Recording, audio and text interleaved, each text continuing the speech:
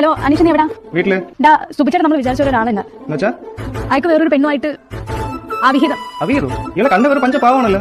എന്റെ കയ്യിലിപ്പ് ഇതാണ്. ഇത്രയും ലോലായിട്ട് അങ്ങനെ പ്രേമിച്ച് എന്നെ അയാൾ വെറും പട്ടിയാക്കിയിടാം. അത് ഞാൻ എന്റെ കണ്ണുകൊണ്ട് കണ്ടു. സോന, നീ വിഷമിക്കാതെ.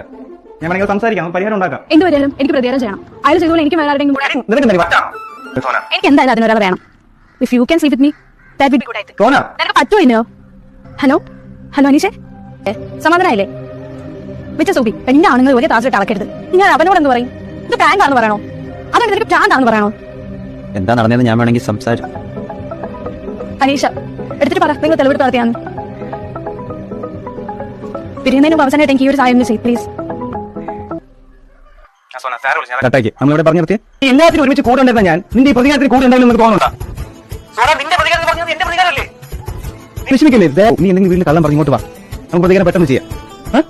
ഇതായിരുന്നല്ലേ നിന്റെ മനസ്സിലിരിപ്പ്? അതിന് വെച്ച് വെള്ളം വാങ്ങിയെടുത്ത് അച്ഛൻ അണ്ണാക്കി കൊടുക്കണം. വാങ്ങിന്റെ മോനെ.